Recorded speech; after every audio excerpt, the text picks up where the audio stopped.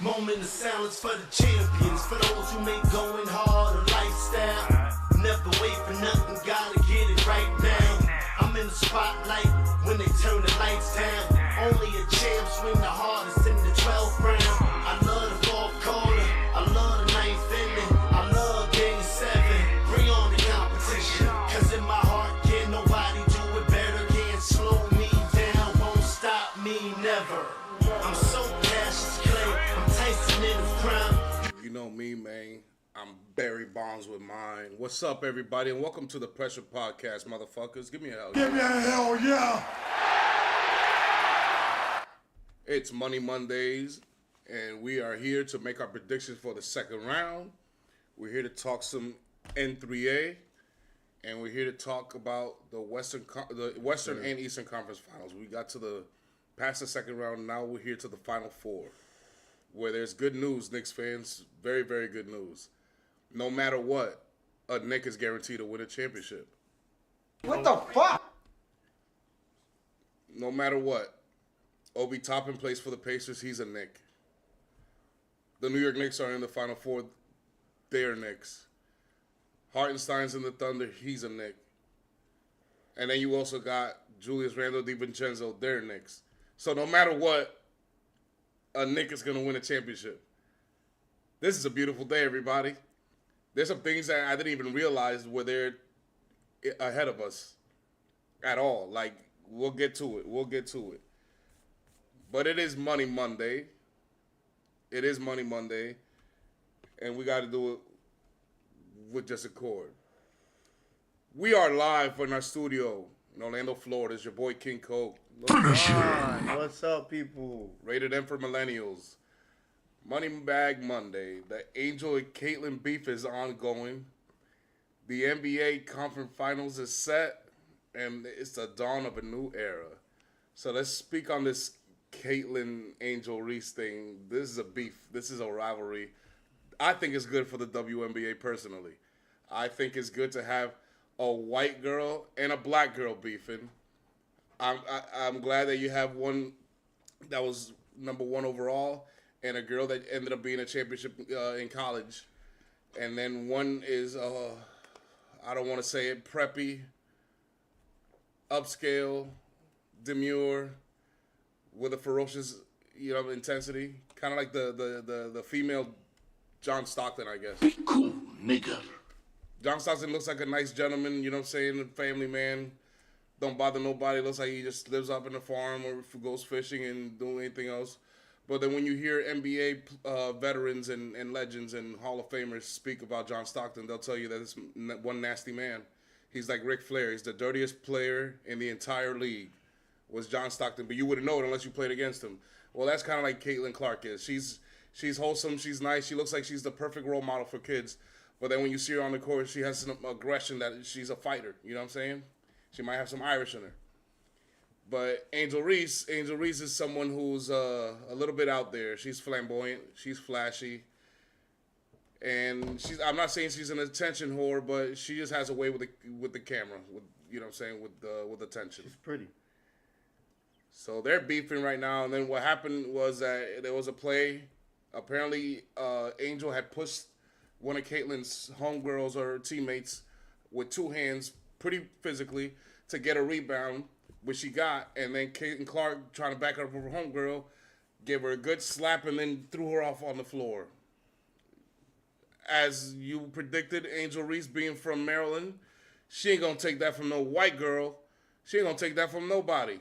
So she went up and got in her face, and they called a flagrant foul on Caitlyn, which a lot of people disagree with. I know it was a flagrant foul because it was not a basketball play. But it's not much to do with anything. These girls don't really hate each other. It's just competition. It's just that when you have the Larry Bird, Magic Johnson thing again, black versus white, East versus West, big city versus small market, you name it, all the superlatives are there. And it just makes for a good theater. I think so. But it's not much to do with anything, I think. I agree. It's just competitiveness, and she was trying to make a play.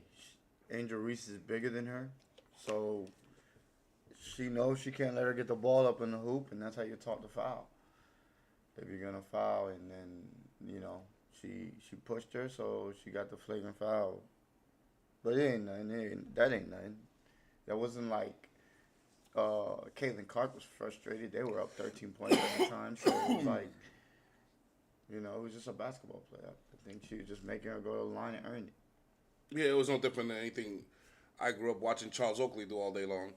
You know what I'm saying? You see it in football all the time when the quarterback gets a late hit or something like that. You see the teammates come out and they get flagged for She's like unsportsmanlike conduct or unnecessary roughness or whatever the case may be. She's like 3 feet shorter than her, so it's like you gotta kind of like what I'm saying.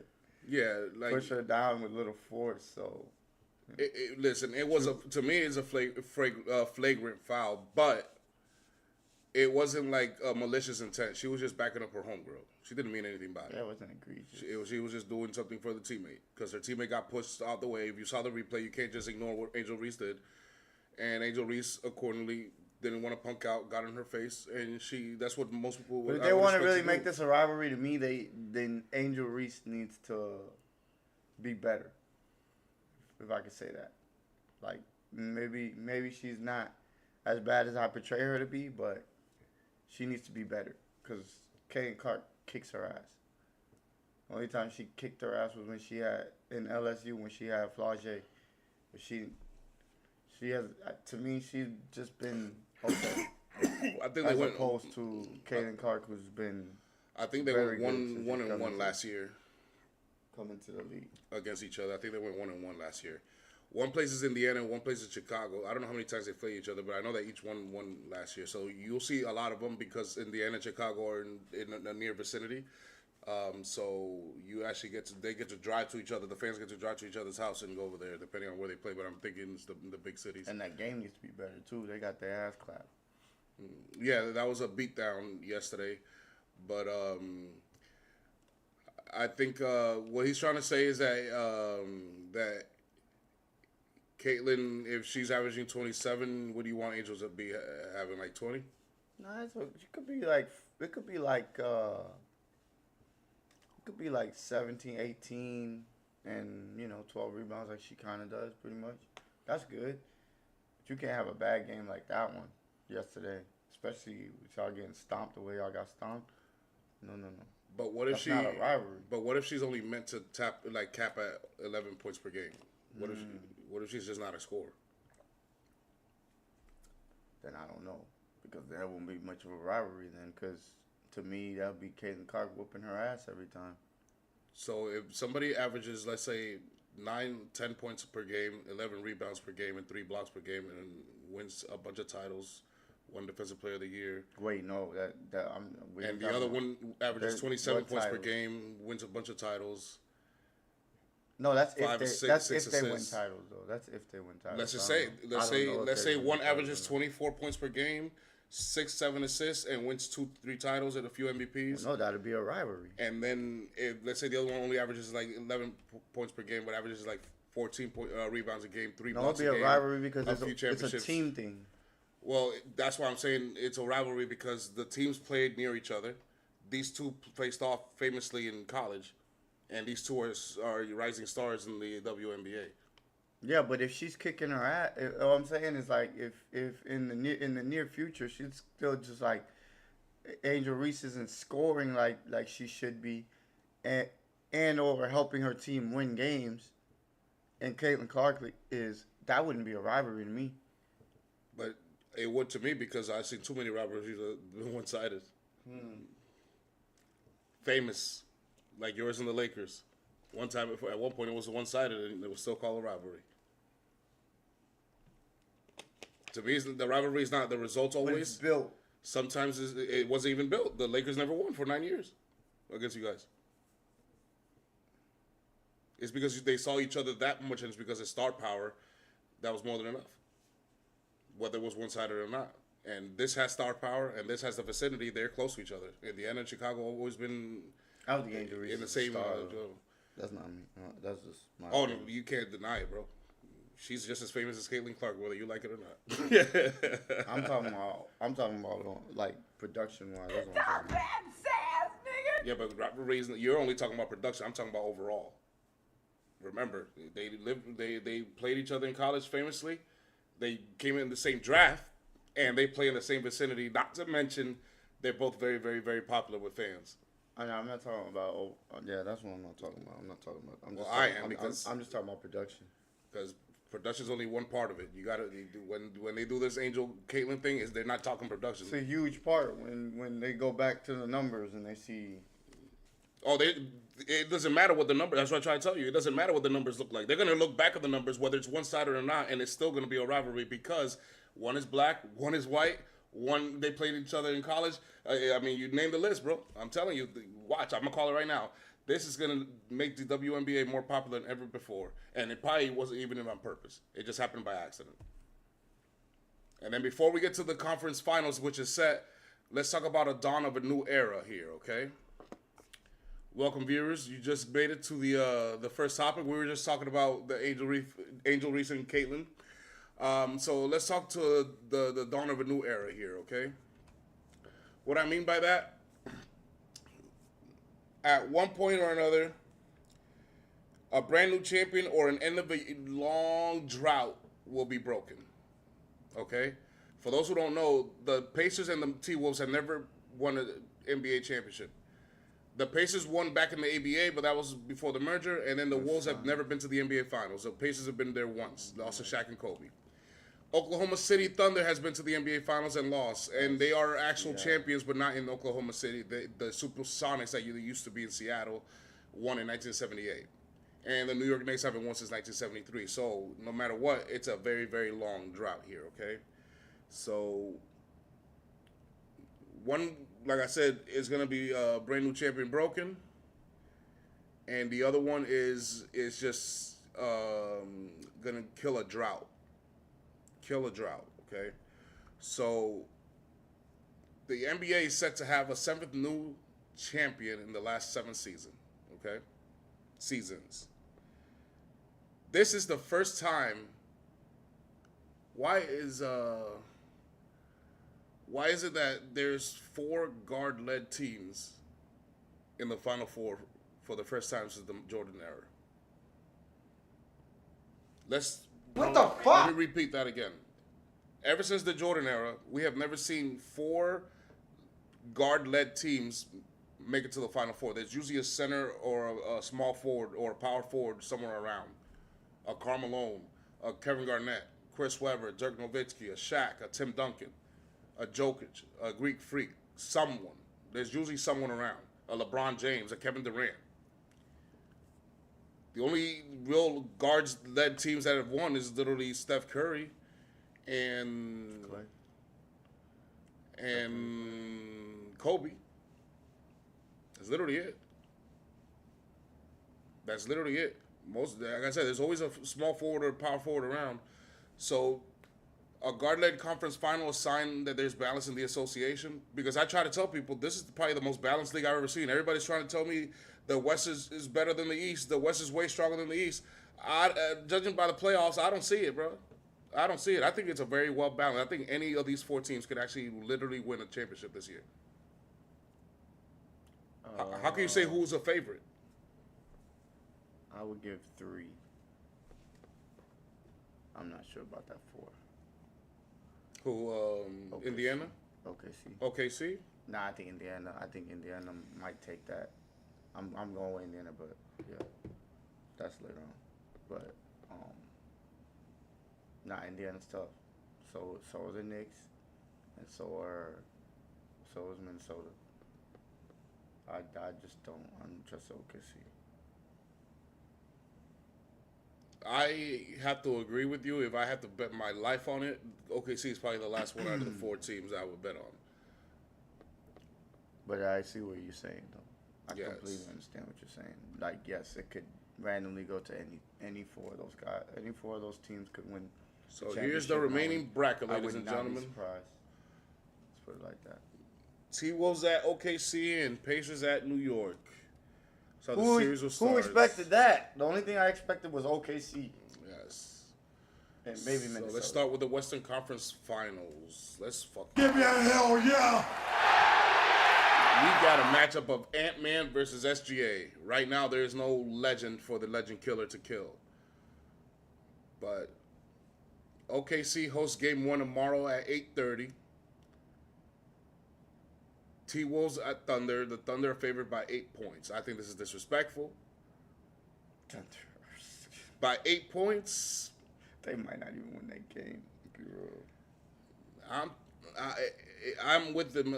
Maybe the T-Wolves might not win, but something tells me they're going to make it a close game. I will take T-Wolves plus 7.5. I would actually do that. I'm probably doing that tomorrow before I go to work. So, who's winning this series? How many games? Why?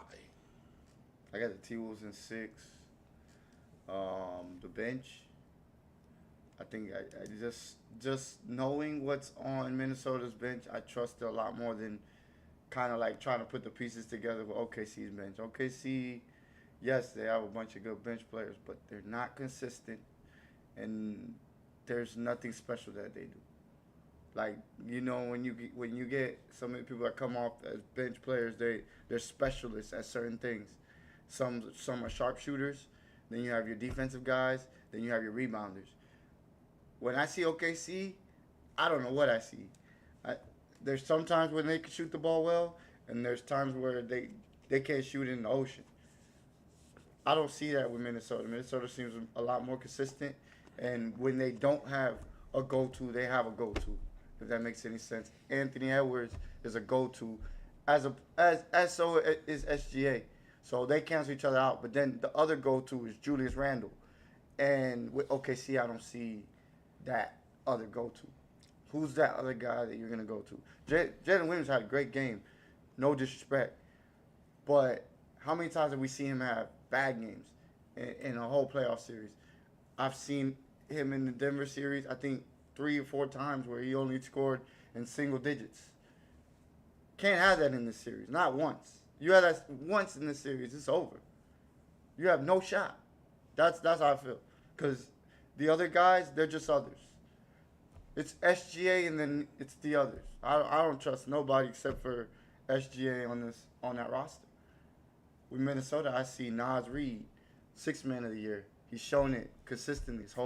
His whole career, he's been really good off the bench as well. They also have Mike Conley, a vet. Been there, done that, plenty of times. You know, rally the troops. They have the bigs. DiVincenzo, we seen what he did with the Knicks. We seen how he's starting to turn it on when it matters the most. Because that's why I feel like he plays his best when it matters the most. And then just all that in a whole compared to OKC, where Chet is giving you 13. That's cute, 13-13, but 13-13 in this series is not going to be enough, bro. It's just not. Naz Reid could score more than 13 points off the bench. So I'm going with Minnesota here. That was actually not that bad. I agree with a lot of what you said. I have Minnesota in 6 as well. The reason why is a lot of things you said is true. The way I see it, the Thunder, one thing is true about the Thunder. As the playoffs have been progressing, their supporting cast have not. In the first round, they took care of business. People seem to show up here and there. Then the second round comes, it gets a little tougher. People are a lot more inconsistent. Western Conference Finals show up, I expect even more inconsistency. But I expect it from the T-Wolves too in some way. So the way I see it, the supporting cast is going to cancel out. SGA and Ant-Man better cancel out. Ant-Man, I hope you're in for the defensive effort because SGA is going to come for to put you in foul trouble, basically. He's a handful. And to me, where the series balances is because back in the last series, you met what everybody calls the number 1 player in the NBA, who happens to be a center, but is lackadaisical at best on defense. So a lot of layups and slashes to the baskets that Jokic just flat-footed on, you cannot expect Rudy Gobert to be flat-footed. Not there, not in the paint. So, Holmgreen and Hartenstein, you have your hands full. Just like Ant-Man has his hands full, y'all have your hands full. Because not only do you have Rudy Gobert there for the boards and putbacks and lobs, Julius Randle is going to do what he the fuck meant to do. It is just dominating the paint. On Chet? You too little, brother. So, as he spent, if I was going to bet on the supporting cast, I trusted T was supporting cast. Not to mention, I trusted T was more experienced than you are. You're doing very good. You've done very, very well. You are the MVP, Coach of the Year, the whole nine. And you deserve home court advantage. You deserve standing ovation when you get your trophy and chance of MVP rain down the fucking building. Absolutely. But the bus stops here. No young team has ever won the NBA Finals, let alone got to the NBA Finals like that. The only one I can remember is the Cleveland Cavaliers, who weren't young. It was just one player that was very young. And then the old Oklahoma City Thunder, who were a mixture of young and old. The Stars were young, but they had Perkins. They had a lot of guys that were veterans there. Serge Ibaka. That's true. So it was a mixed breed. That's different. We don't have that many in OKC. The only one I can think of is Caruso. You basically don't have nobody who has that type of, except for Caruso. But again, that was in the bubble. So I will have to agree with you. I got Wolves in 6. And I got the Wolves plus 7.5 for tonight's game, or later tonight's game.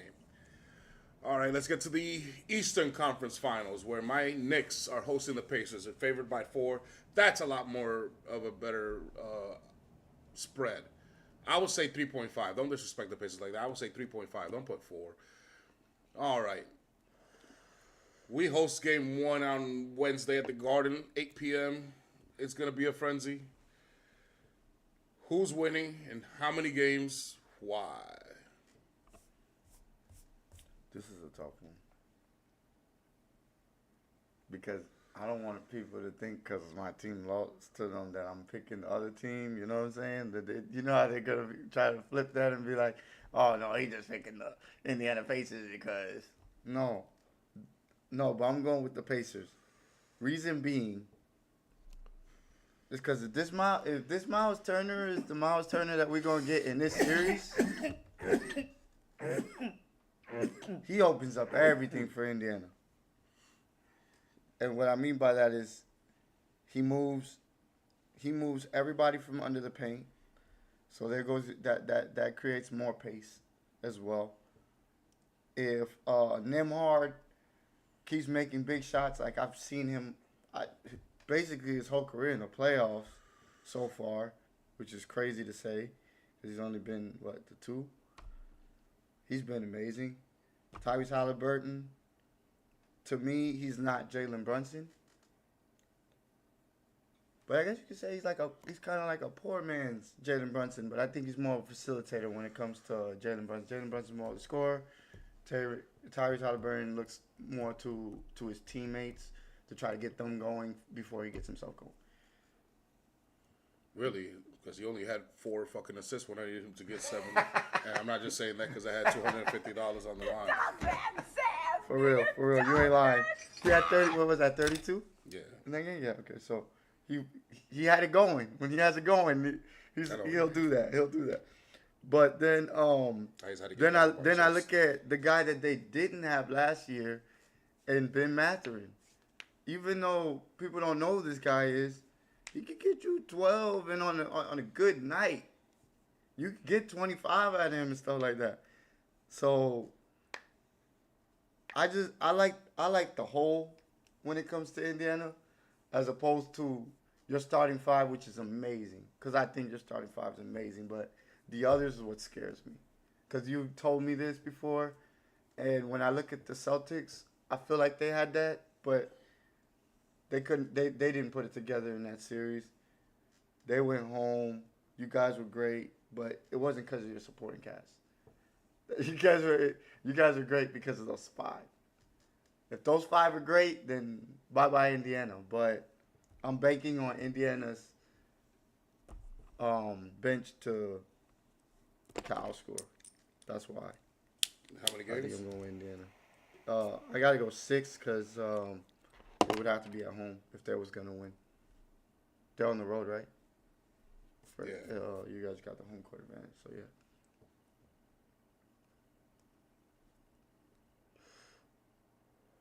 Indiana got off to a really rough start in the season.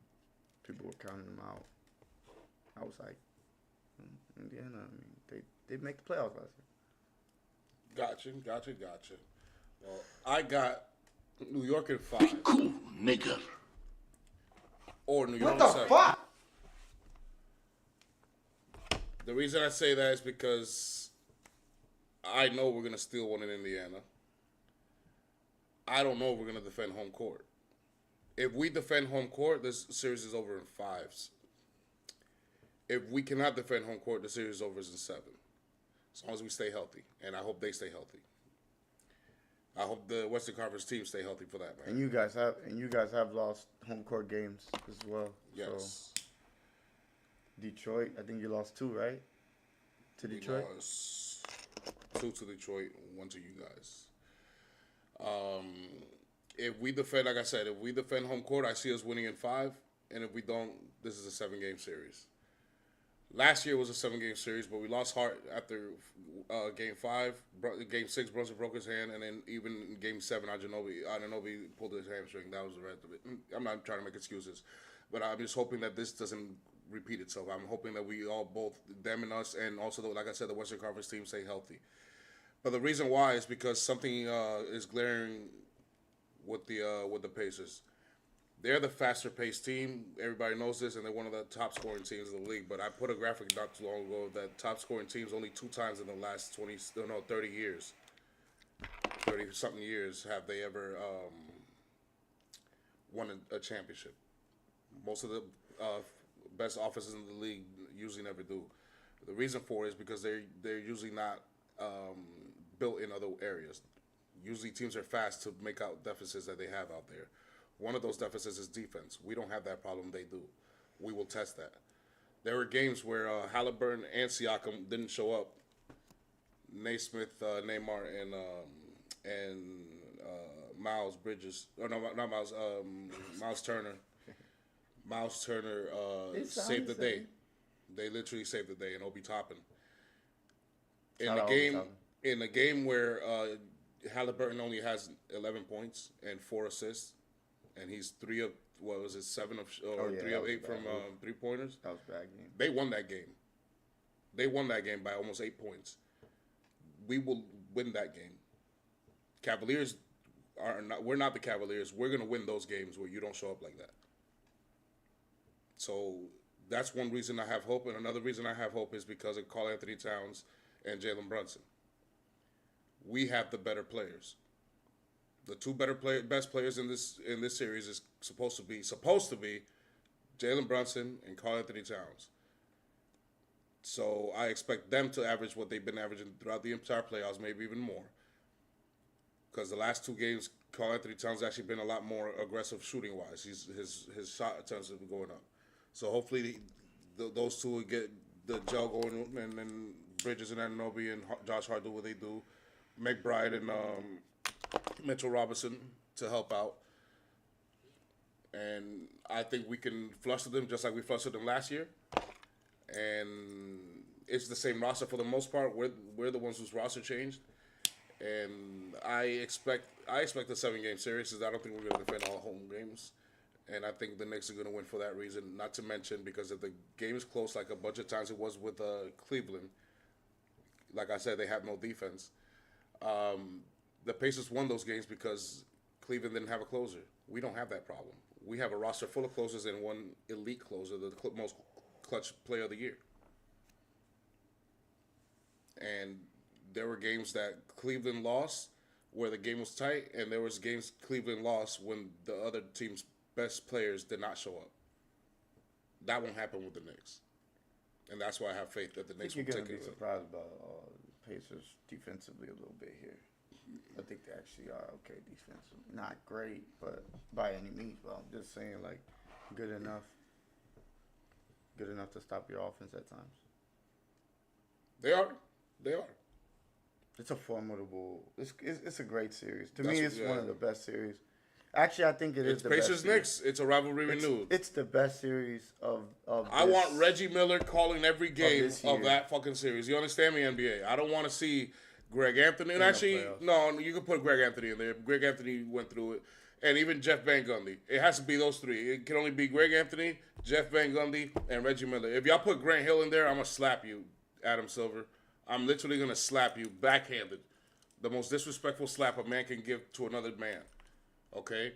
If you put people like Grant Hill and Doris Burke at Madison Square Garden in the Indiana Fieldhouse, whatever it's called.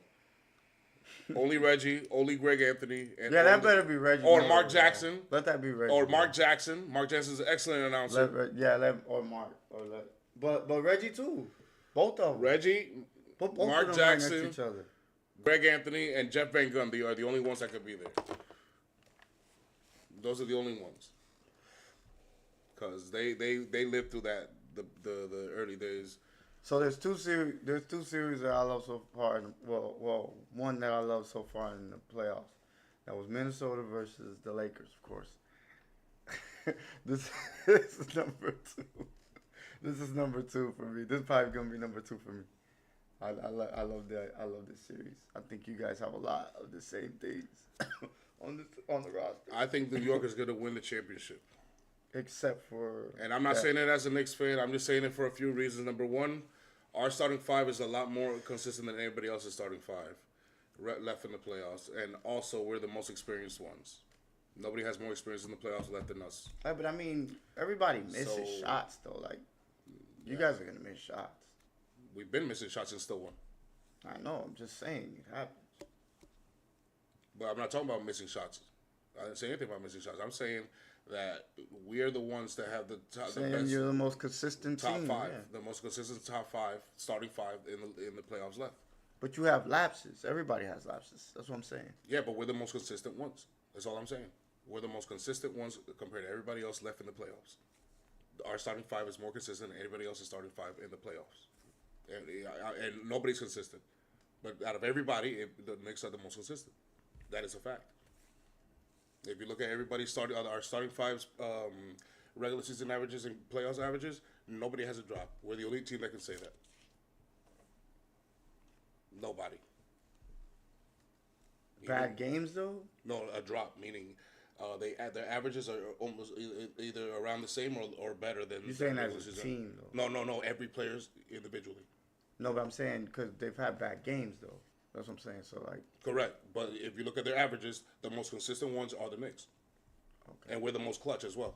Nobody. No, I agree Yeah. on, but the consistency. I think the teams that have been consistent are Indiana and the Knicks. Yeah, Indiana is, but they're Naismith and Neymar, they're not as consistent as Bridges and Aaron. Yeah. But they would be number two, I would think. But they're starters. I think whoever comes out of this is winning the championship. But those are your starters. Correct. Neymar's a bench player, right? My mistake. They both are. I think they went by the most minutes per. Okay. playoffs, But yeah, they could flat. I mean, I think all four of those could flat out score. Mikal Bridges, Nembhard. Well, it's not just about scoring. It's just every one of them are two-way players. That's where you win. That's where you guys win. Absolutely. Every one of them are two-way players, and every one of them has had big moments in the playoffs. I wouldn't say Brunson's a two-way player, but the other two. Brunson- Hell yeah. I would say the other. Jalen Brunson's not like. You think he's a great defender? Nobody in the Knicks except Bridges and Anunoby are great defenders. Okay, maybe Mitchell Robinson. That's about it. That's what I'm saying. So two-way players. That's what But I'm Josh Hart is a two-way player. He's pretty good. He may not be elite, but he's pretty saying. good. Yeah, I'm not saying. Anthony Towns is not elite, but he's pretty good. I just said Jalen Brunson. Jalen Brunson is not elite, but he's pretty good. You're acting like Jalen Brunson is bad. They're all pretty good, at least. Some of them are elite. You can't say that about nobody else in the playoffs. That's why I'm saying we have the most consistent starting five. That all encompasses into it. I'm not saying that we're the most elite defense. I'm saying that we have the best two-way starting five in the league left in the playoffs. We just do. Like you said, we don't have a bench. That's cool. That's cool. But the fact that we have a consistent starting five that plays defense, because if you think Brunson was getting cooked by the Boston Celtics, I gotta see this. Because that's not what I saw. I saw them struggling when Brunson was on them too. But I don't think it had anything to do with what Brunson did or Derek White did. I think they just went hot and cold whenever the fuck they wanted to. And I don't think anybody's going to lock down anybody in Indiana. And I don't think anybody in Indiana is going to lock down anybody in New York. For that matter. Well, for the most part. For that matter, for the most part. I wouldn't say, like, I think Mikal Bridges is going to lock up this nigga a couple times. Siakam. He could stay with him. And then, we already know Anunoby, you ain't bodying Anunoby. You just not. So, yeah, I agree with that. With that being said. That's why. You say Knicks in 7. That's what gives me hope. But not just Knicks in 7. The Knicks are going to take the entire chip. They're going to take the entire chip. Well, that's what you said. You said if it comes out the East, that it's whoever comes out the East. I think the East is winning it this year. Because you even claimed Indiana. If Indiana wins, it's theirs. Yes. If we play Oklahoma City Thunder, that might be a sweep. Ooh. If we play Minnesota T-Wolves, we might lose that one though. That'd be a good series. I trust the Knicks over the Thunder than I trust the T-Wolves, and we're 0-2 this season against the Thunder. Because something tells me Julius Randle is going to dog the shit out of Karl Anthony Towns right in my face.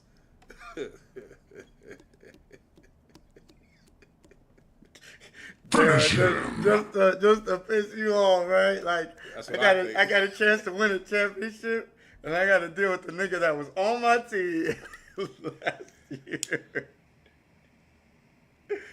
Oh, and I never wanted him gone. You can't win. I can already see Coco talking about, this is why I did.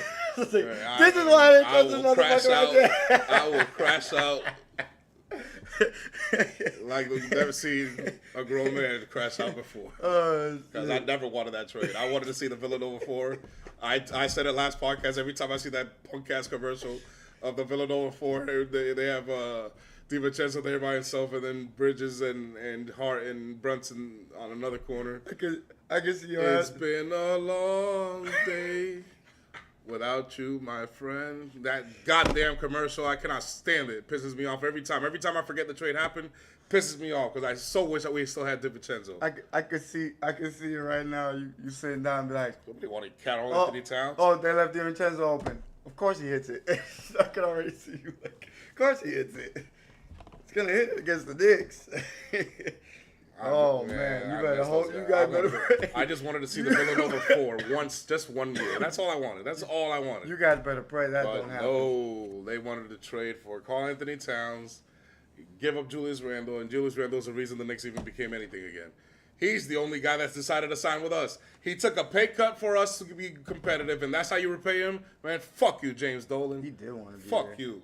Fatality. I cannot stand that owner, man. I cannot stand that owner. I'm sure that the GM didn't even want to make the trade. The owner was like, hey, we want Karl Anthony Towns? Yes. I'll do whatever it takes. What do you want? All right, we'll send it. Yes. That's what they did with Carmelo Anthony. We were like, no. We'll find somebody else. We'll wait till free agency. Find somebody else. And that's what we're going to do. We're going to wait till free agency. We're going to keep all our draft picks, keep all our players, and pick them up in free agency because we have the money and do it the right way. But no. The owner said, listen, we'll trade you whatever you want, and okay, bye. And the GM quit. Quit right after that. We ended up getting Melo, but we gave up everything that we had to get him except Stoudemire. And we were left with shit. No, that's crazy. That's a crazy time. I would have preferred the Villanova 4, but it's all good. It's all good. We're at least in the Eastern Conference Finals, so I can't complain too much. But I do have something I'd like to talk about here. So in here, we have the regular season point differential for the QFL since 2010, okay? But I also have this here. Oh, that's dope. This is a breakdown, okay? This is a breakdown What the of the hell? conference finalists right now. This some AI shit. What the hell they got going on? So the best remaining teams obviously is ranked 1 OKC, 2 Knicks, Pacers, and then T-Wolves. I thought it was because of home court advantage, but no, it's not because of that. So championship odds: Thunder are leading at 47, Knicks are second, Pacers and Wolves. So then the top 8 players left. They think SGA is the best player left in the tournament. Then Jalen Brunson, then Ant-Man, then Halliburton, then Cat, then Siakam, then Randall, then Williams. Okay. Playoff risers: Aaron Gordon, but he's eliminated. Randall, Halliburton, Donovan Mitchell, but he's eliminated. Playoff fallers: Harden, of course. Please stop. Be cool, nigga. Please stop. That's okay? every time. That's every time. Jimmy Butler, that was not expected. Austin Reeves, I mean, come on. Finish him. That's the Lakers. And Tatum. Tatum started bad, but he ended up tearing it up eventually. So we would never get to know Yeah, because but that bad start so- was you can't have it. Yes. And then key matchup statistic. Ant-Man in 4 games versus OKC this season. 22 points per game, 9 rebounds, 6 assists, and 36%. In his 4 matches with the Thunder, Edwards had difficulty scoring against OKC's quick and skilled perimeter defenders. They put Lou Dort on him, match up his strength, and had Case and Wallace on him as well to match his speed. And then Chet and Hartenstein in the paint have made it difficult for Ant to score in the post. That makes sense. And then as far as Indiana's fast pace and defensive press. He needs a shot to fall. So they're 7th in pace and 3rd in offensive rating. The Pacers ranked 7th this season in pace, while the Knicks were far behind at 25th in pace. Indiana's also a great team at trapping and forcing turnovers, which is what leads into most of the transition points. If the Pacers control the pace and make it a fast-paced series, they could wear out the New York Knicks, who don't have much depth, and pull off the upset, which is true. That's what I'm banking on. That's a big if. The fact that you're meeting a team that's very, very physical and defensive-minded and well-coached is one problem. Not to mention, they have the advantage in the paint. Not to mention, they have the advantage in late-game situations. But let's not forget who their coach is, too. I'm not saying that, but we're a well-coached, defensive-minded team. We will know what to do. But let me see something real quick. Go up real quick. I just want to see the rankings here on the top. Do they have that like in any form? That's like 1, 2, 3, 4 like type, or is that just I guess it's like all like 8, this. just like that? What? No, because I was just seeing how I would rank them. This is, I think, this is how I rank them: 1 through 5, 6 through 10. Yeah, I probably changed a couple. Yeah. So that was that one right there. I would say Brunson's first. Definitely would say Brunson's first. He's been the most consistent player. He don't have the great shooting nights, but he does score over 30. Pretty much every night. Yeah, so then I was looking at this. Some analytics and regular season point differentials from 2010 and onwards. Regular season point differential. And our teams are there: Steelers, Chiefs, Green Bay, Seahawks, Saints, and the Patriots, Pats. I'm starting to fucking climb. And look how many Super Bowls are there: 1, 2, 3, 4, 5, 6, 7, 8, 9, 10, 11. 11 since 2011. So the Rams, the Buccaneers, the Broncos. Damn, we played a lot of close games. The Broncos. Who else won?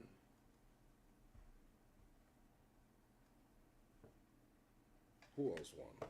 The Giants. That's 4. I think that's it. So the Giants Super Bowl, damn it, I just had it. The Buccaneers Super Bowl with Tom Brady, the Rams Super Bowl with Stafford, and what was the other Super Bowl I mentioned? Rams, Bucks,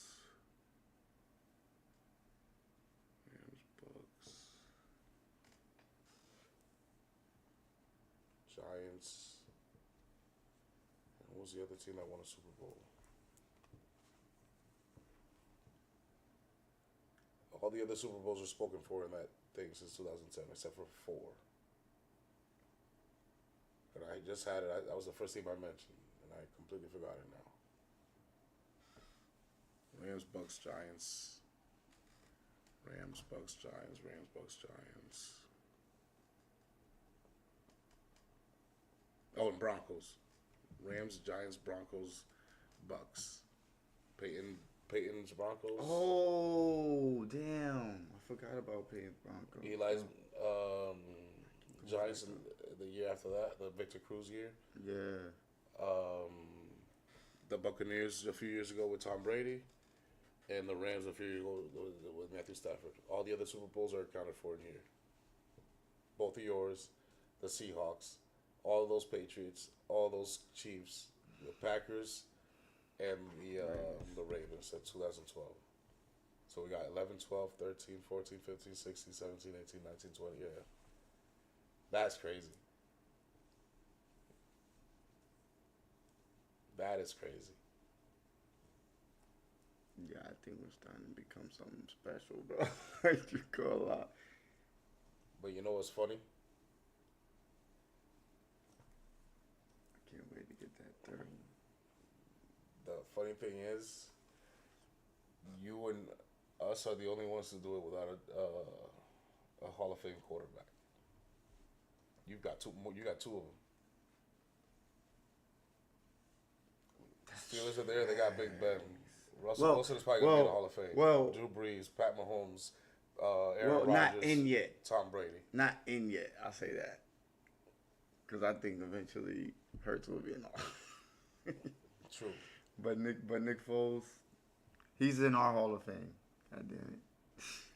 And the Saints won the year before that, which is the funny thing about it. They were the 2009 champions. So, yeah, that's Drew Brees. So literally almost every Super Bowl is accounted for in there. So it's literally been the same teams this whole time, basically. That's crazy. That's Russell. Damn, Russell should have had And out of all these teams, who made the playoffs last year? The Eagles did, the Steelers did, the Chiefs did, the Packers did, the Ravens did, and that's it. Let's see if the Patriots will get their shit together. If they fall, their numbers start falling.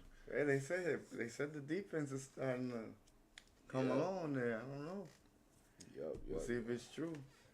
Well, we're going to sign out here, ladies and gentlemen. I appreciate y'all tuning in. This is the Pressure Podcast, where viewer has say. It means to perform, react, and do using strategies in sports under rigorous environments. Motherfucker.